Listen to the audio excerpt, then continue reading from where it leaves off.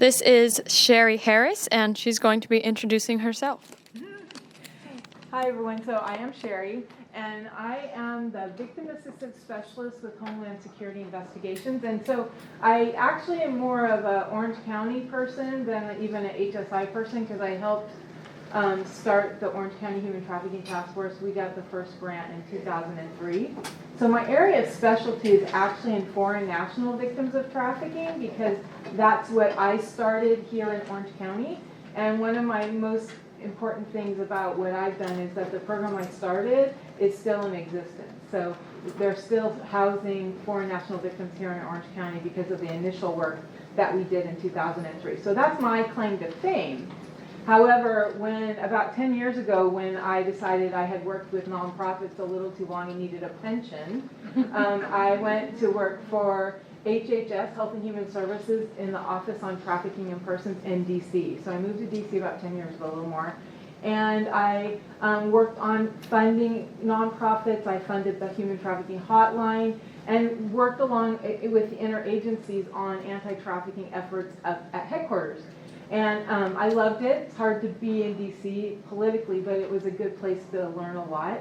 And then I came over about 5 years ago. I came to HSI, Homeland Security Investigations, and initially I was with the Victim Assistance Program in headquarters. So again, not doing direct work. I left that when I left Orange County. But about a year and a half ago, I got the opportunity. There was a position open here in Orange County for a Victim Assistance Specialist. So I came back to Orange County, or to Southern California. So now I cover all victims of federal crimes that HSI investigates. So, and my area is San Luis Obispo, Santa Barbara, Ventura, and LA County. So it's big. My partner is Orange County, Riverside, San Bernardino, and we kind of like co-mingle. She's a Spanish speaker, so we cross over. I'm an expert on certain things, so we kind of play around. Supporting each other, but basically we're the two victim assistance specialists that support Homeland Security investigations, and we cover 400 federal statutes. So here we're going to talk about more like child sexual abuse material or child exploitation online, but we also cover human trafficking, financial fraud. Some of my hardest cases are elder fraud cases, because we have a lot more support for children and human trafficking and a lot less for elder fraud that have been milked out of their entire salary. Also, victims who have been identified in a smuggling operation, anything that has a nexus to a federal crime, I would get called on if they were identified in an investigation. So HSI has about 10,000 agents throughout the world, and we call it predators, and I don't like that word because predators, what does a predator seem to you? Anybody brave enough to tell me what a predator is? What's a predator? Sarah, I'm going to ask you because I know you're. Me? Yes. Okay. What does a predator mean to you? Is somebody who is hunting for the prey. Okay, and what do they look like? What does a predator look like? I think that a predator looks like your average everyday person.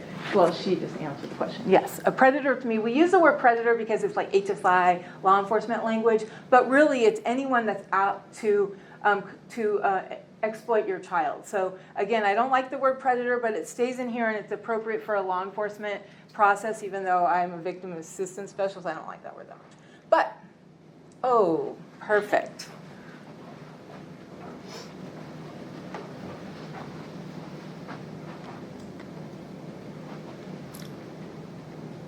Okay. So HSI we have 30 areas of responsibility. So Los Angeles is the one I just talked about. We're from San Luis Obispo, San Bernardino. Some of the AORs have 5 states. So some of the people like me, I was joking with my friend the other day. We were talking on the phone. I was going 20 miles from LA to Long Beach. She was going 70 miles from North Dakota to South Dakota, and it would take about the same time. So again, our space is a little bit different.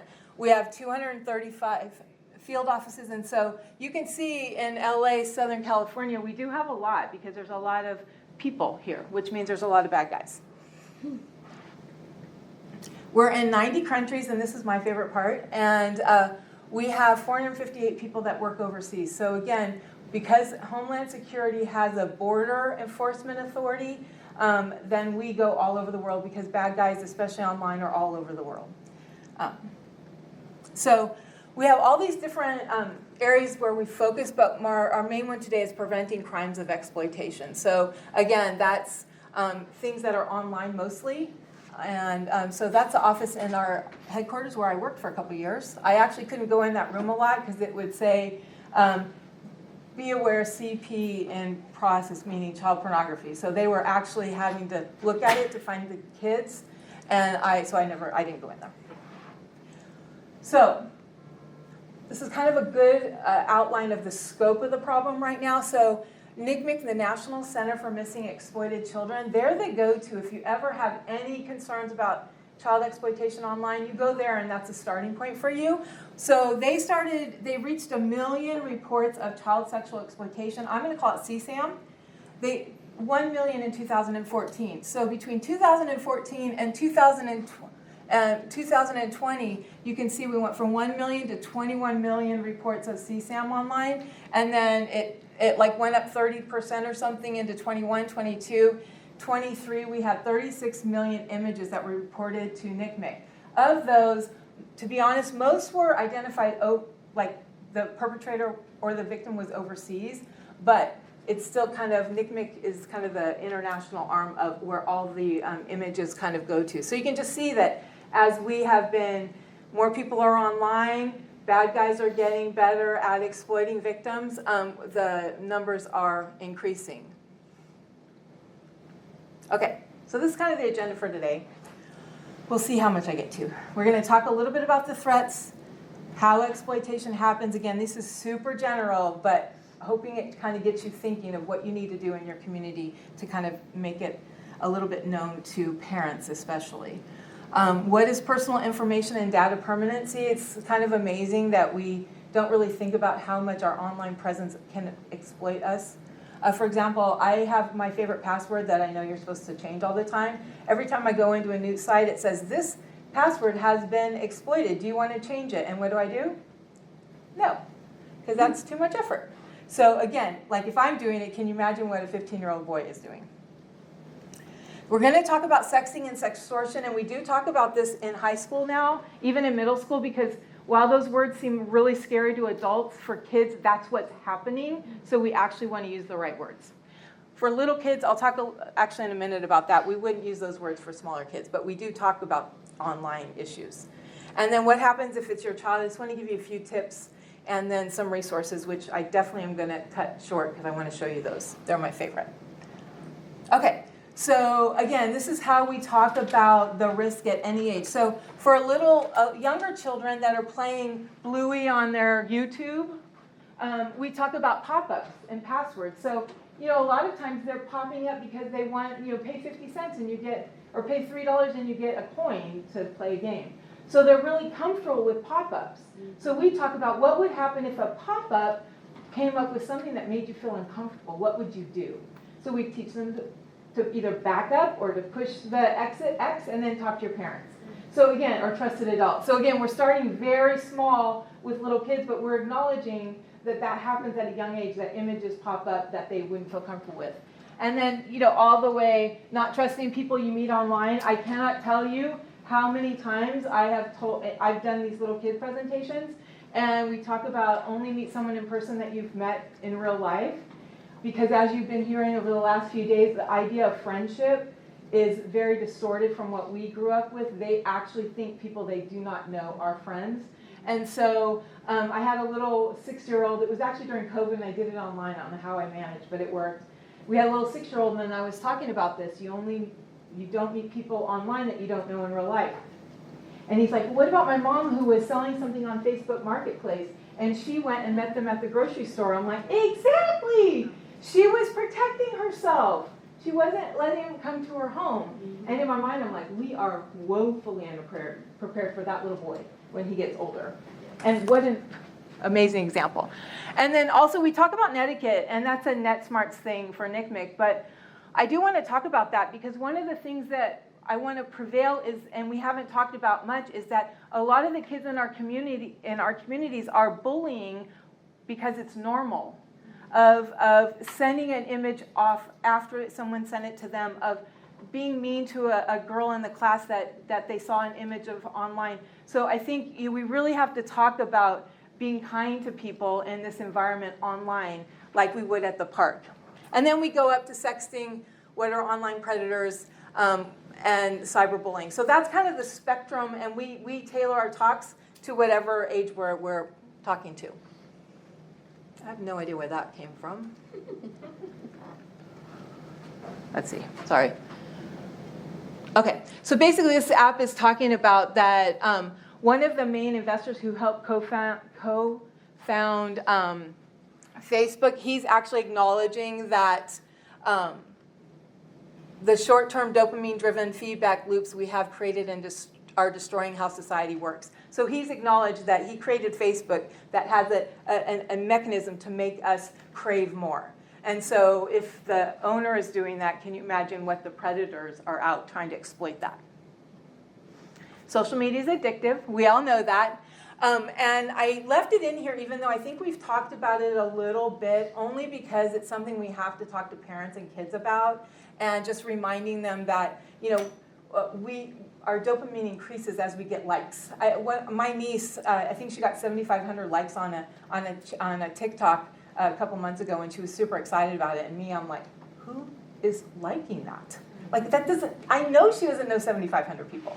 So, and then again, going to the brain development. We've talked about that, and the reason why I think this is really important for this presentation is because not only are kids not understanding the repercussions of doing something, but they're also not really regulated in empathy, perception of what happens if you do something, and morality, and fear. So to me, I'm worried about all the kids that are seeing things online that are pushing the like, or perpetuating it, and those are your kids.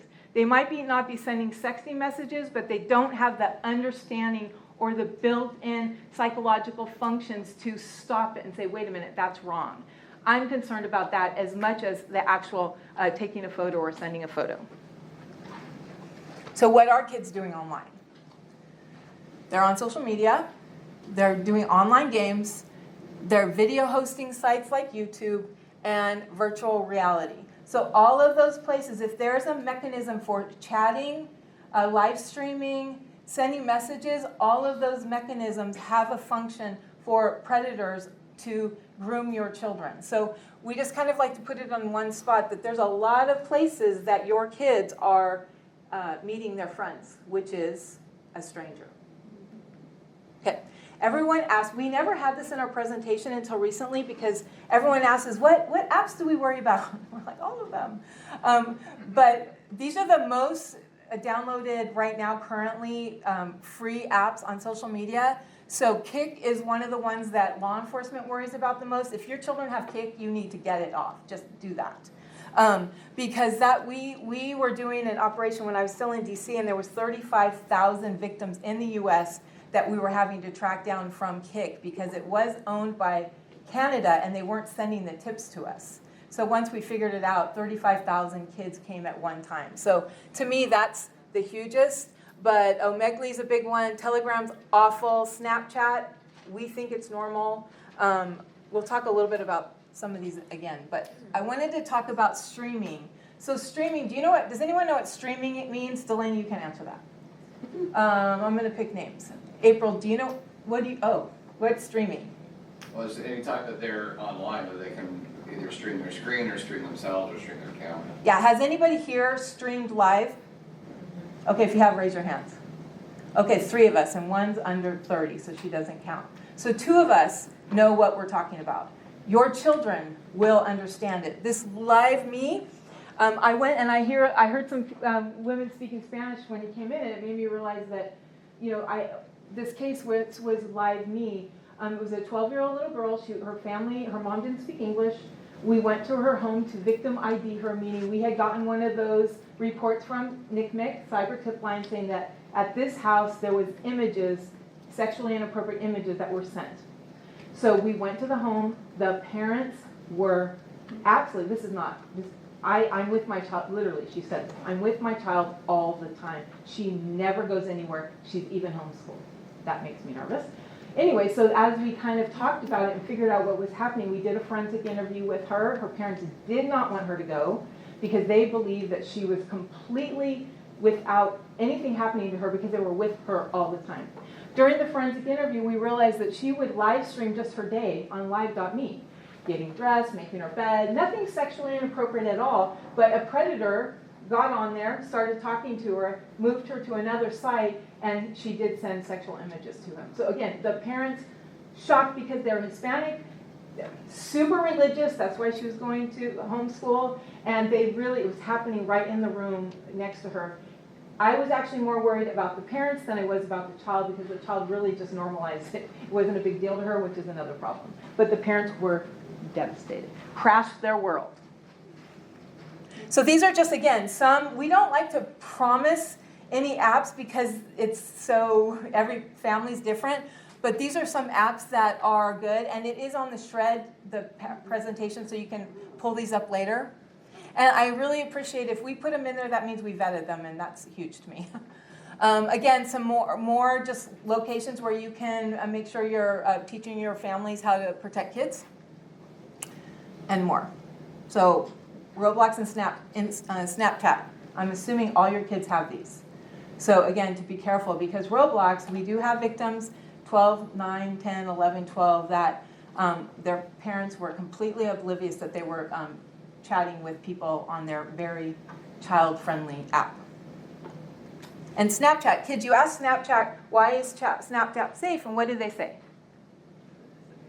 Because it disappears. But what, logically, all of you guys just took pictures of my slide. Now you have an image of where you were today. That kids just don't think about that when they know it disappears. It's permanent. Again, some of the places we're worried about for online games, if your kids are on here, you need to be in there knowing who their friends are.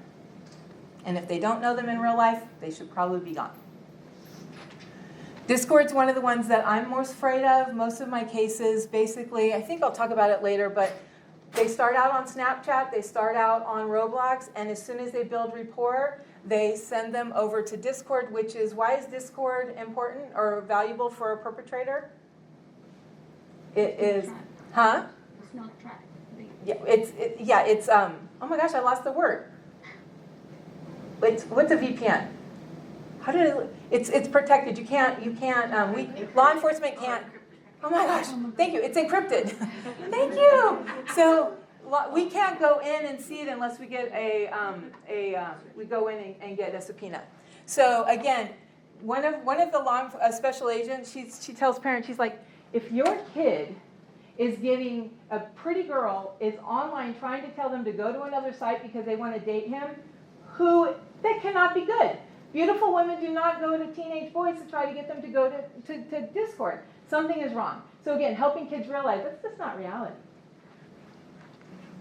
So online environments, this is kind of how law enforcement think of it. There's what happens in what we see every day. You and I, my mom, as you know, she was watching the Eagles and Big Bear while we were in the meeting. So she was in this top surface. The deep web is where all of our medical records are. That's probably where my password was stolen. And then the dark web is just 6%, but that's where all the bad stuff goes, the CSAM, the trading. So again, a child in your community is not sending their image to the dark web. The guy who gained the image is sending it to the dark web. So again, your kid thinks, there's a friend. Boom, it goes down to the dark web, and that's where law enforcement spends the majority of their time. I actually worry about them because some of them are very much online for far too long. So again, we all think surface, but perpetrators are thinking dark web. Okay, so this is a case called Operation Onion Roundtable. Sorry, bad. So basically, victims were identified in 39 states, 5 U.S. countries. There was over 20,000 members in this Tor network, the Onion, which is one of the 6% of the dark web. They had over 2,000 videos of minors, kids, mostly male boys, actually. And then, so there were 8 female, 243 male. 59 victims were 16 to 17-year-olds, 159 were 13 to 15, 26 were 10 to 12, 4 were 7 to 9, and 2 were 3 years or younger. So the area that I'm most worried about is that 10 to 15, because we do not think our kids at that age are communicating with strangers, and they are. So again, I think you can just kind of get a little bit creeped out by most of these, except for the little guys. Most of them, a lot of them were self-produced, meaning the kids actually sent them to a bad guy who put them online. So they arrested a couple of people. I think they got 21 years plus 10 years. It's just not enough time. But this was a big operation that took several years for multiple HSI offices to investigate, because they had to actually go in and pretend like they were bad guys, right? Okay. So again, these are the things that we want to make sure parents and adults know. And this is, we have our little magnet. We have a little magnet that kind of goes it. But technology is the modern playground. Predators go where kids go. Have to reframe. I think that came across pretty good in the last day and a half or day. Know who your child communicates with online. So if I had a child, I literally would be going on and saying, who is this, who is this, who is this, X-nay, X-nay, X-nay, they have a cow, I don't care. I used to have my niece who's graduating college this year. She looked at Instagram on my phone before she had her own phone, and I kept it there for a couple years. I would literally delete men without her knowing, because I'm like, there's no reason why she should have these people. So I was paying attention. Her parents didn't even care. I cared. Monitor friends lists, again, and do the research. Familiarize yourself with games and apps your child uses. If your child is using it, you should be in it, playing it, knowing it. I think what they said today is we have to have time. So this is kind of how we view it. Initial contact and rapport building. A fake profile is built. We just had an event here for junior hires here at Vanguard, and I had a cornhole game. And there was a picture of an ugly middle-aged white guy who was a perpetrator. And then there was 2 images of a pretty boy and a pretty girl. And I asked, which image do you think he used to exploit his victims? And so then they got to pick. He used both. He had a boy online profile and he had a girl online profile. He figured out which one was appropriate for that particular victim, and he exploited it. So, and then again, their main goal is to get you offline. They want you to get you off of Instagram, Facebook, because that's where most of the reports to the cyber tip line come from, like 90%. So they want you to leave that, okay? So they're trying to get you to all the chat apps, online games, and social media, the things that I talked about a little bit earlier. And then the grooming and solicitation begins. So gradual introduction of risky behavior. They're not immediately, well, sometimes they are, but often they're not immediately asking for inappropriate images. They're often asking for, hey, let me see your dog, or, oh, your hair's beautiful, can I see it? So they kind of groom them. And again, like, a lot of these people are going on to vulnerable websites, like eating disorder websites, and they're like, oh my gosh, you look so skinny. Whatever, they're figuring out what that child needs, and they are hitting it up. Positive attention and romantic interest. I am so sorry your mom took away your phone. If I were your mom, I would. So they're just kind of building that rapport. I trust, I know you more than anybody. And it works. These kids' brains not developed, right?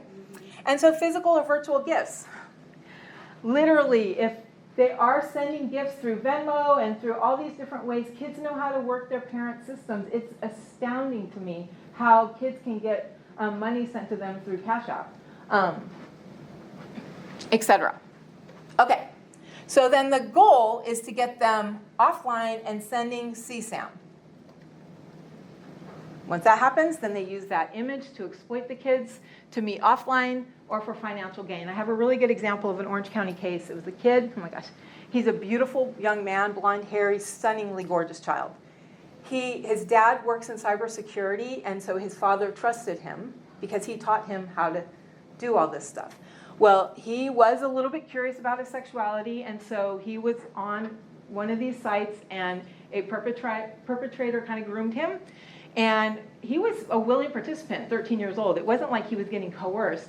He did send sexual images, and then the guy started demanding more images. And then the guy started demanding money. So the kid, he wasn't so opposed to the images, but the money, he didn't have any. He was 13. So he stole his dad's iPad and sold it however he did that, and then that's what he used to send the money. Well, at some point, he was getting, like, he couldn't keep up with the financial fraud or sextortion. So he agreed to meet with this man in person. Now, again, he was sexually curious, so this wasn't the worst thing that ever happened to him, right? The worst thing was that he was caught in this financial, like he couldn't keep making money when he was 13 to 15 years old. So he met the guy here in Orange County. He knew it was a Tesla. And the guy paid him. And the reason why he needed money was to buy the iPad so his dad wouldn't lose it. No, he sold it. So that happened. We didn't find out about him until he was a series name.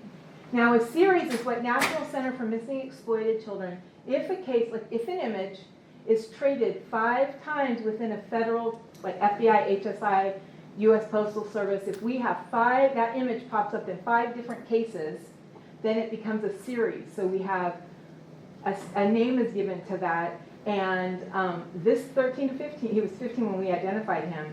His parents did not know, but he had already been a series. His images had already been given out so much that it was series, this little kid here. So again, perfect example of a parent trusting their child because they taught them how to do the internet well. And what's a little disturbing about that family is they still don't want to know everything that happened. And upsets me because I'm not sure they are protecting their child well enough. Okay, so just make sure you're talking about what grooming might look like. Any app would kind of potentially exploit their vulnerability. And, kids should just know that, again, if a pretty lady wants you to move offline, don't trust it. You just have to not make them understand stranger danger, but not with those words. Okay.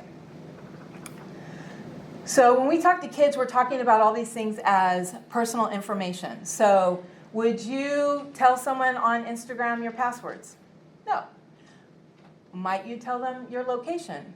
Probably not, but you might say go to Vanguard University. Okay, they're just keeping that little Vanguard University.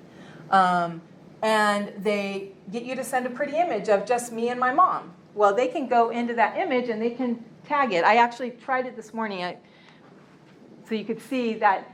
Actually, no, I won't. It's too much time. But anyways, I pulled up a picture of my friend. I went to an event last week, a friend I hadn't seen in 10 years. It was so fun. We took photos. She sent it to me she posted it on Instagram. I downloaded it, and I just pulled it up because I made my, I unprotected my site so I could see what it would do. And it had me and her in the photo in LA where we were. That's where the image was taken. So again, if someone is trying to figure out your location, you don't have to tell them. They can figure it out by other things that you do. So we're talking about that with kids, help them be smart.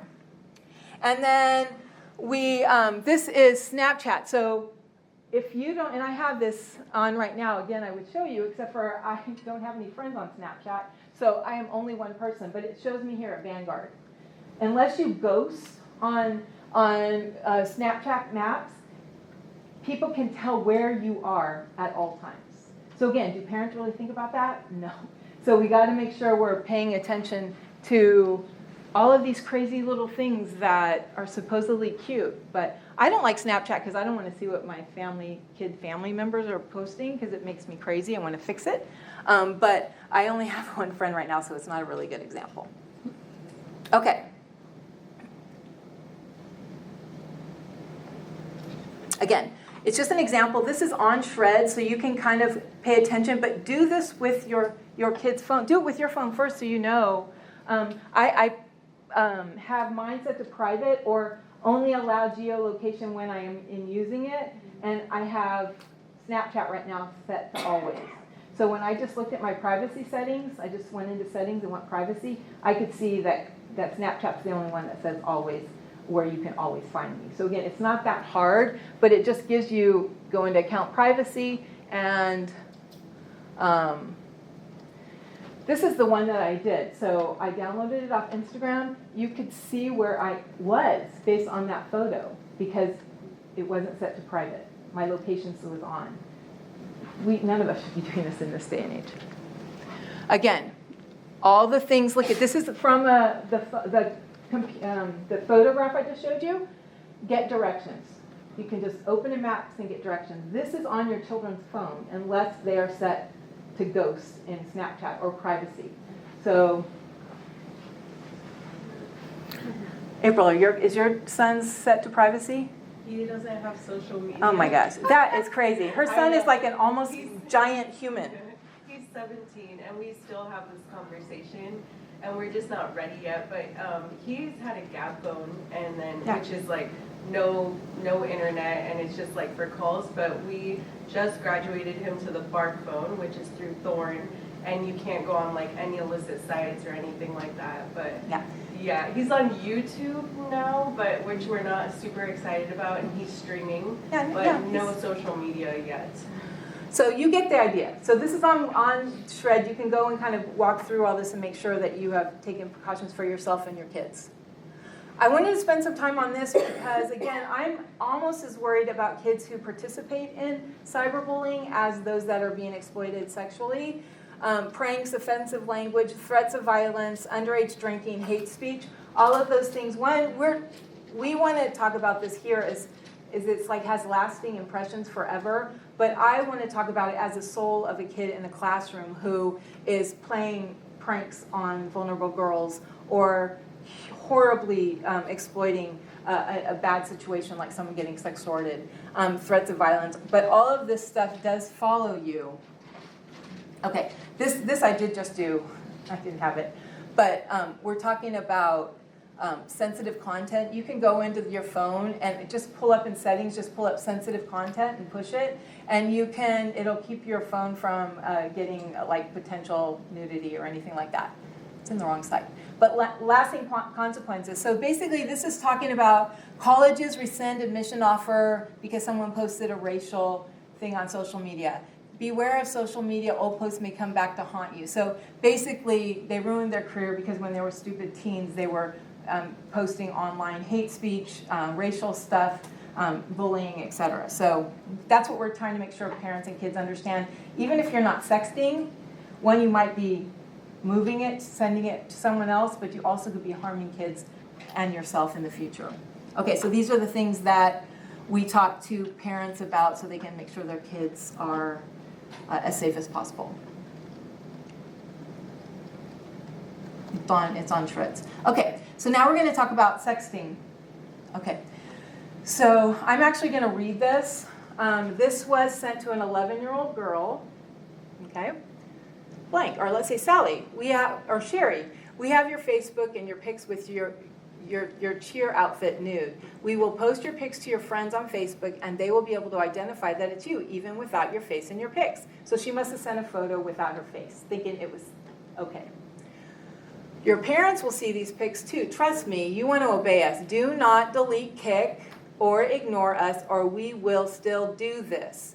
We have your friends and your Facebook listed already, so we'll send them to you even if you make Facebook private or if you delete it. You are completely surrounded. The only hope you have is if you obey us completely. You literally have no choice but to obey us unless you want your pics spread to your friends. Understand? Do not delete, kick, or this will still happen.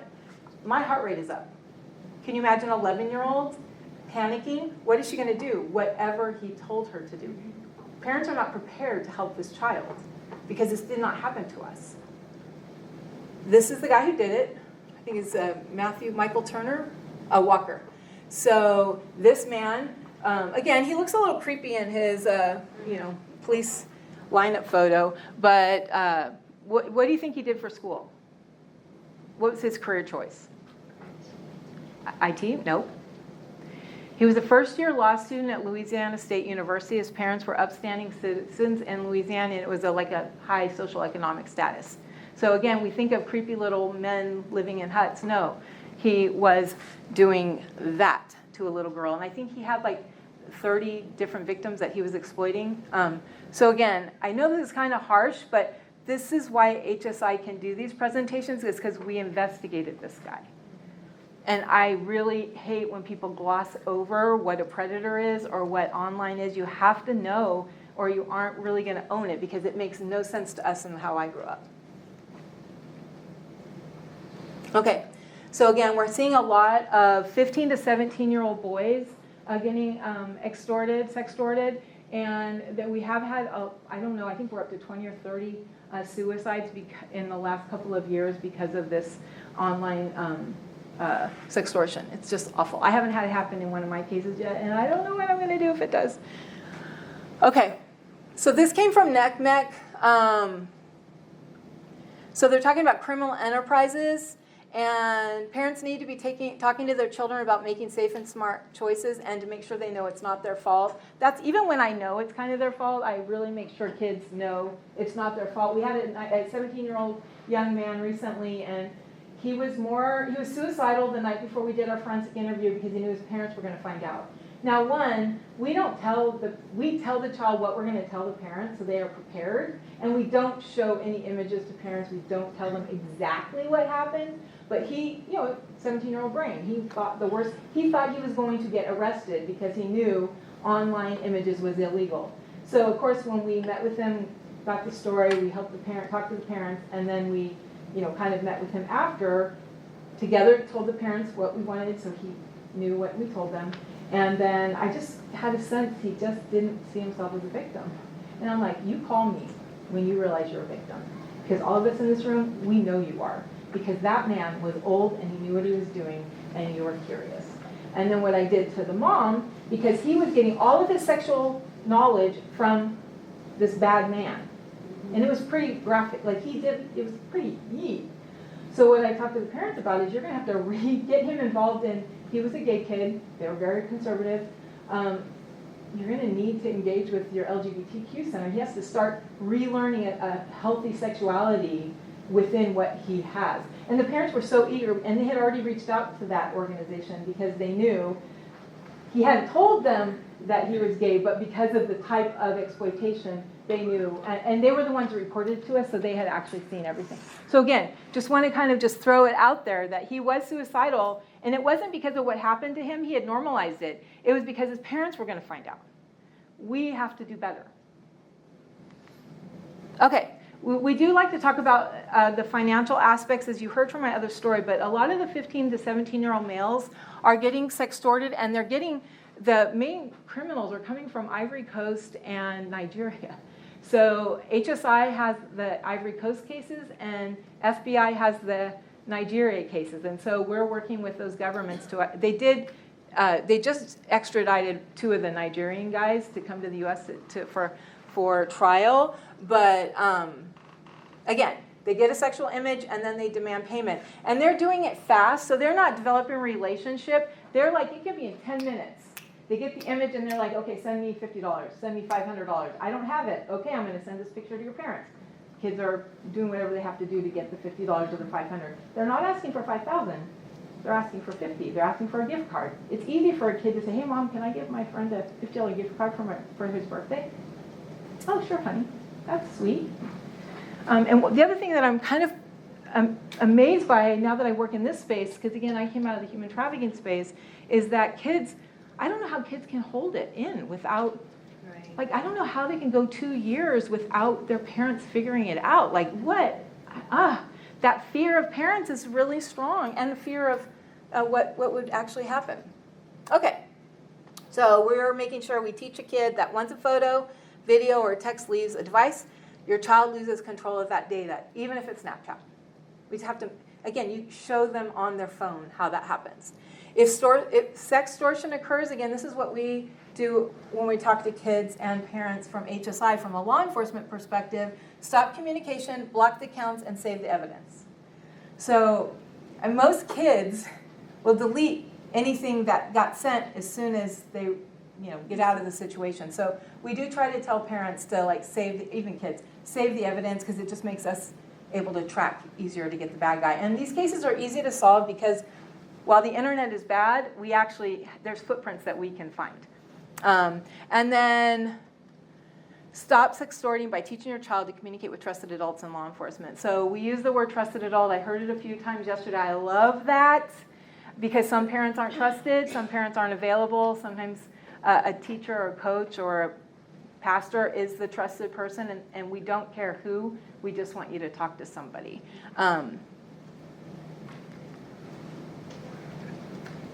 Okay, so these are some signs. Again, every kid's different, But this is kind of some generalities that we like to help parents know. So if there's sudden change in mood or emotional state, if your kid suddenly what wasn't depressed and now is, obviously we're worried, but what's happening? I have a kid in Orange County, actually. It's actually my sister's case. She works for child welfare, and the kid was cutting.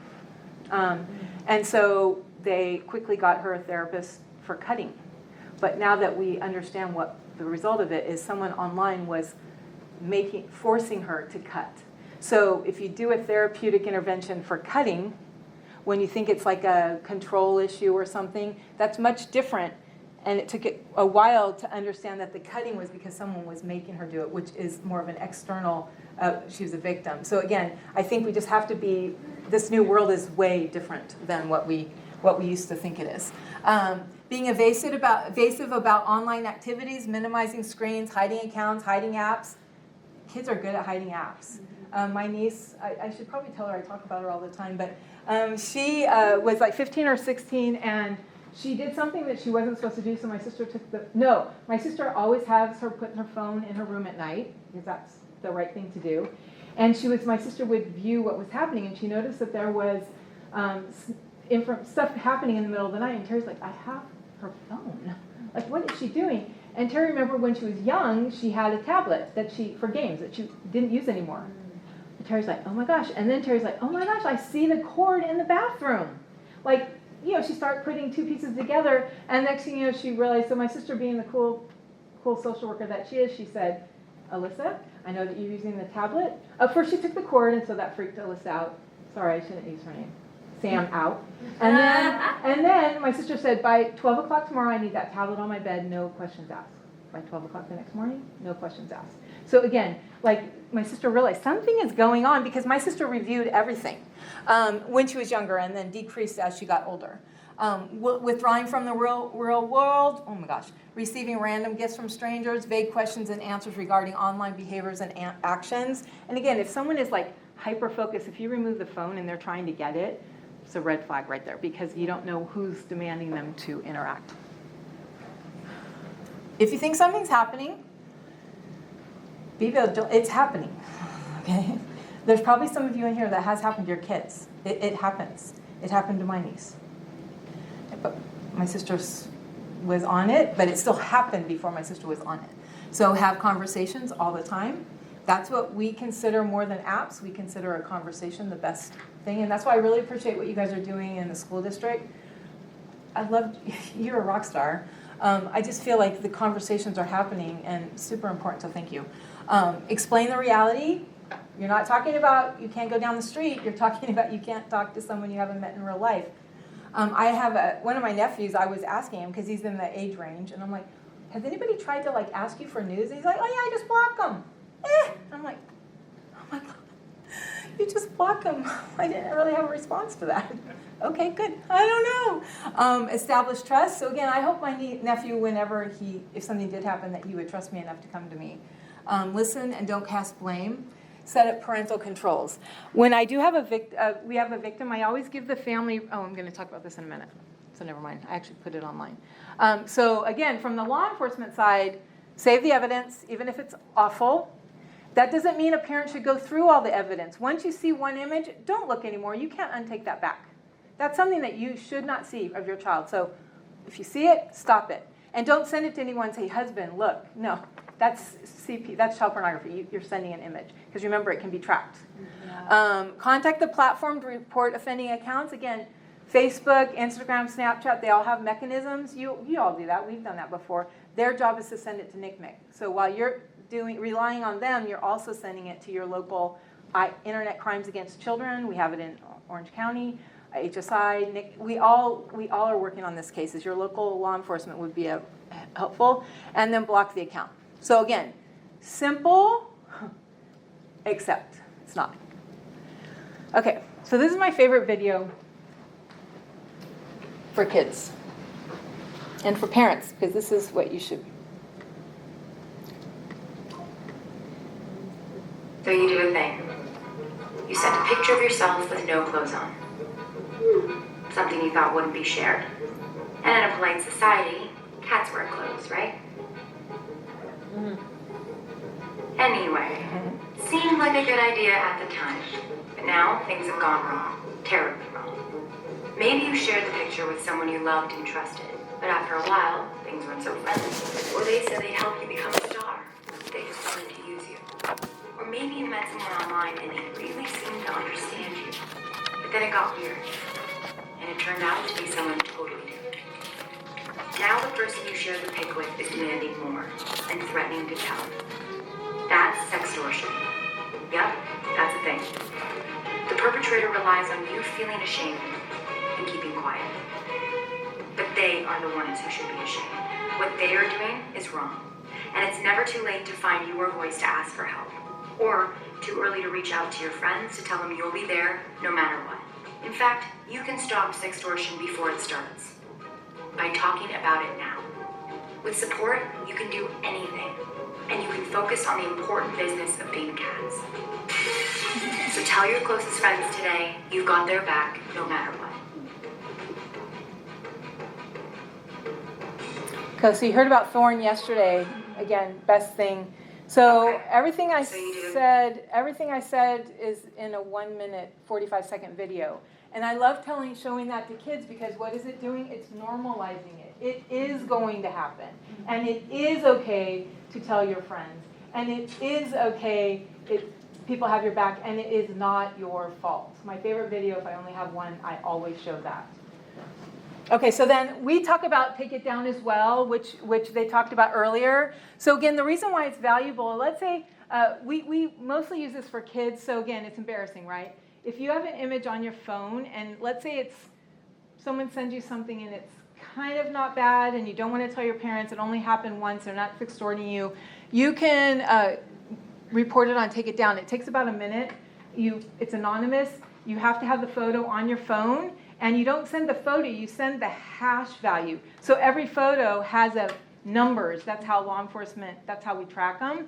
You can post that video, send it to Take It Down. They'll send it to, they'll put it in their system. And so if it ever shows up on Facebook, Instagram, Snapchat, WhatsApp, they will automatically remove it. So it's really easy, it's low barrier. We try to help kids understand, like obviously we don't want them to do it, but we know they do. If it's a low burden, no sextortion, they can use this to protect themselves or someone they love. Not gonna show that, or maybe I will. Losing control of your nude images online is terrifying. And if you're a teen, it may feel impossible to reverse it. While you can't go back in time and unsend, we can help you move forward.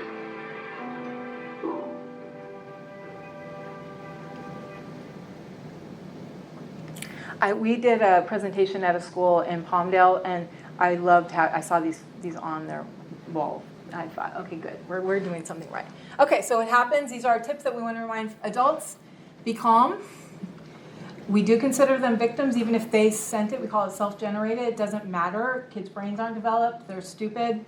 They're still victims if sent it to somebody who's an adult, or if they didn't want to send it. Create a caring environment. Stop communicating. Block accounts, save evidence, and contact the right authorities and platform. That's what we want you to remember. And then these are, again, the 10 things that we tell, that we use that we want to keep people thinking about. And again, all of these are pretty much what we've just talked about, but it's just in one spot. So I'm not going to go over them, but you'll have that. And again, we have our little stuff here and here for kids. That one's for kids. Okay, so resources. Again, this is in your shed. So Missing Kids is good for the cyber tip line, but it's also good for resources. They have things on how to talk to your kid about sexting, how to talk to your kid about being nice online, what happens if it happens to your child. Really important. We talk about suicide every time we interview a child, we do a suicidal assessment because we've just rocked their world. But also we just promote it in case we're talking to a kid and they go, oh yeah, I gotta think about that. Or for parents, we wanna make sure they realize that we're worried about that, you should be too. And then Take It Down again, we're starting to highlight that a lot. So these are the resources. You can't, these are all linked, but y'all can't link them on SHLED, that one. But basically, NCMEC right now is where I go when I help parents kind of connect to resources, because our local providers are really good at child sexual abuse, like if a brother or a father, but they're not really great yet at online stuff. So I usually send people to NCMEC, and what's good is that I love their definition of trauma as a deeply distressing or disturbing experience, and we know the people who reach out to NCMEC are experiencing trauma. So that's their whole frame, is they're really trauma informed. So they have publications, and one of them that I give out to every parent is Reconnecting with Your Child. You can download it. I often don't have this with me. It's in Spanish and English. Sextortion, it has tons of resources. It has cheat sheets. It has crossword puzzles. It has all kinds of stuff for you to do with your kids, and it's age appropriate. And then the victim, family, and support. Okay. That's my favorite as a victim advocate. That's where I send people the most, because they have a list of vetted therapists that will do online. They have a list of attorneys that work in this child sexual abuse material space. They have Project Hope, my favorite thing ever. So Project Hope is peer-to-peer model where parents who've gone through this experience, that have kids that all sex trafficking, missing kids, like kidnapped kids, parental abduction, and CSAM, they have gone through it and they want to help other parents. So if you reach out to them, then they will connect you with a parent that has gone through something similar, just for that peer-to-peer. I have a family right now, and we have a sentencing on Monday that just got postponed. Darn it. But the mom, her brain is not thinking correctly. Like she's really, and when we were trying to figure out why are you like not doing some things, she's like, I have no one to talk to. She is not telling anyone in her life that her child was abused, and it was a child under 6. Nobody. So again, Project Hope is a place where she can talk to somebody who might have gone through something similar. So I always send people to Project Hope because it's really crazy, and we have a new, terrible online sextortion. 2 years ago, NCMEC didn't know how to handle it. Now they do. We have a new one. We're calling it a violent online abuse, where the goal isn't, they get sex images with the goal of exploiting them, but their goal is, again, for self-harm. Which is what that child cutting was. So again, NCMEC now is having to figure out how to help families in that spot as well, because we're not prepared. We're not prepared. It's the worst thing to sit with the family and know, I do not have the resources now. No. I will listen though. Oh wait, I'm gonna go here. So this is what's the basic of it could, if it happens to your child. Building relationships after suspected sexual abuse. Do be patient. Oh, Ash. Ash what? And listen. So what happened, not why. Don't push for answers, ask why, and interrogate. Don't interrogate. Do learn and think. So learn about the issue, learn about what's happening in the child's life. Don't punish first and assume. I was showing this to a parent. She's like, well, I already blew that. Like, she had already blamed the kid because he sent the image. So she's like, oh my God, I already blew that. And we just kind of laughed and then just kind of recourse corrected. She heard it, right? And then do rely on others and move forward. Don't soldier on alone and get stuck. Again, this is a shame-based experience for kids, but it's also shame-based for parents. I hate that. Because you're in a church and it's happening to you, it's also happening to another parent. But we're just doing it in isolation. And so I really try to help break that stigma. And then do adapt and reassure. Don't stay in the past and blame. So again, these are just some things out of this. Simple, but very hard to operationalize. But I want to make sure they're thinking about it before. The other thing I give out a lot, it's a different resource, but when images hurt.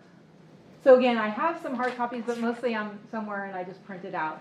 But I want to give the parent something tangibly that they can take away. So in 4 days, 2 weeks, they're like, oh my God, what just happened?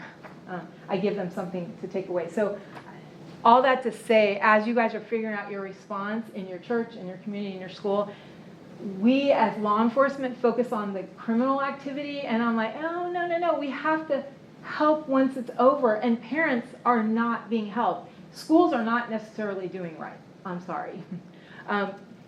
Bullying on campus where an image is sent, I don't think kids should get necessarily arrested, but they need to be helped to understand why that happened. Why what happened, what they did was horrible. If an image is spread in your community, you need to sit down and talk about what happens to that child after. Why did you forward it to your friend? What were you thinking when you sent that image? Like, we have to build some empathy or compassion into this experience because it's only getting worse. And again, as I'm helping this new trend where they're forced self-harm, the people that are watching it live streamed are teenage boys. I'm like, oh my God, no one is helping them see that that's wrong. They're normalizing self-harming women. So again, I think I actually will send you the article, you too, because I'd love for you. I'm worried about this next set of concerns because then a lot of the kids in these self-harming aren't actually going to school anymore because they're in institutions and then they're homeschooled because there's so much going on. Okay. Okay, then the last thing, just as you're building out your capacity, HSI, or Department of Homeland Security, for a long time has had Blue campaign, Wear Blue. We have all the resources you can download and they'll send them to you. It's really awesome. We've just now switched over. That comes out of our human trafficking portfolio, and now in our cyber crime center, we have this Know to Protect campaign, and we're building it. But they're building relationships with the NFL and basketball, and so they're making sure these concepts of protecting kids online or at games and on the big things. But there is some building more resources on our own site, and and then again, you can see that we're trying to make it user friendly for kids to kind of engage with the issue. And again, it doesn't say sextortion there. It says metadata. Oh, it does say sextortion. Screenshot, cyberbullying. So again, we're trying to get at the issue just in various different ways. If you do want a presentation like this, you can do again, this is in your site. You can do iGuardian HQ, and they'll find the right person. If you're in the local area, I can connect you because we do have great resources here in the community. And I guess we have 2 minutes. There is one video that I didn't keep because I knew I was going to have a hard time with time. I can't believe I keep it, but it's Amanda Todd. Have any of you heard of Amanda Todd? She's the one with the... Yeah. So Amanda, I can't believe it's not in here. Darn it. Amanda Todd pretty much did a 9-minute video on YouTube of all the things that happened to her. It went from developing a friendship to sexting, to sextortion, to cyberbullying, to being bullied in school, mental health issues, not in school, moving schools.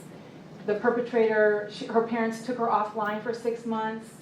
She got back online. The perpetrator found her within weeks. So all this happened. So again, we're focused on the sextortion, right?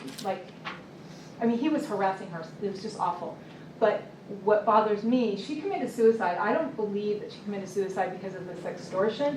I believed it because the girls that were bullying her, calling her a hoe, doing all the things, everywhere she went, it became crazed. Her mom said she was walking down the street and they were calling her profanity with her mother there. So that's where I'm worried. Again, we talk about the new trend in this online discussion is to talk about healthy relationships, because again, the sextortion is just a byproduct of us not knowing how to interact online and with humans. So all that to say, I really hope that as we're building out this online, keeping kids safer online, we're also really paying attention to building capacity in our own souls and our kids' souls to actually be appropriate when they see it happening to others. We have about a minute if anyone has a question. Yeah. With other forms of human trafficking and exploitation, you see a lot of re-victimization. Do you see that with victims of sextortion? Yeah. Well, there's a lot of re-victimization because they're vulnerable, right? And again, kids are worried about clicks. So yeah, it's pretty common to have a child that's involved in multiple problems. Yeah. And a lot of them are going into groups, right? So there's online groups of bad guys. And so they're just kind of oh, here, call her, she's easy. Yeah. So even after getting out of those situations, they find themselves in them again. Yeah, after is hard because kids are curious, right? And so they go back onto those websites to see what's happening. So yeah, I find it really, I'm starting to look at this issue, human trafficking and online, as like a cult-like practices is what I call it, ritualized cult-like practices, because the kids are really feeling like they can't leave. And people are exploiting that. Again, yes. Any other question? I think we're done. Okay, so tell me one thing that has really been positive in this last 24 hours, because that was a heavy conversation. What have you learned yeah, you, Miss Therapist. Were you here enough to, I know you came late yesterday. No, I was here. Okay. Oh, you were? Okay. Yeah, I got to hear it all. The positive side for me is hearing just how many people there are and all the stuff that HSI is doing, like just all of the resources out there that are building this awareness and there to support everybody that I was not aware of. This is huge for me. This is Jeannie, this is Sandy's daughter, and I wish I had known about her like 20 years ago because I might be working with her. I love what she's doing. But again, I think there's, she works on school psychological assessments a lot. Like to me, there's a lot we can unpack here with how do we add that to our thought process. Okay, one more person. You were friendly to me yesterday. What is one thing positive that you've gotten out of this?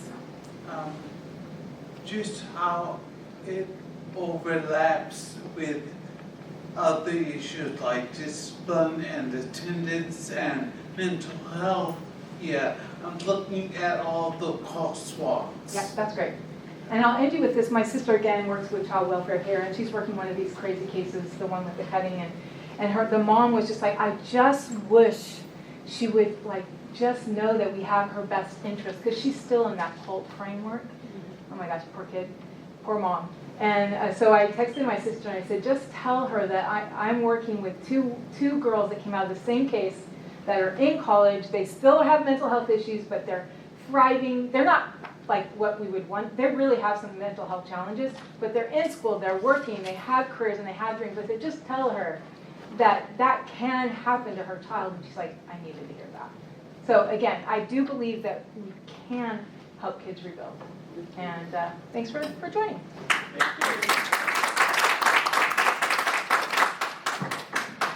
And again, I stole things from the next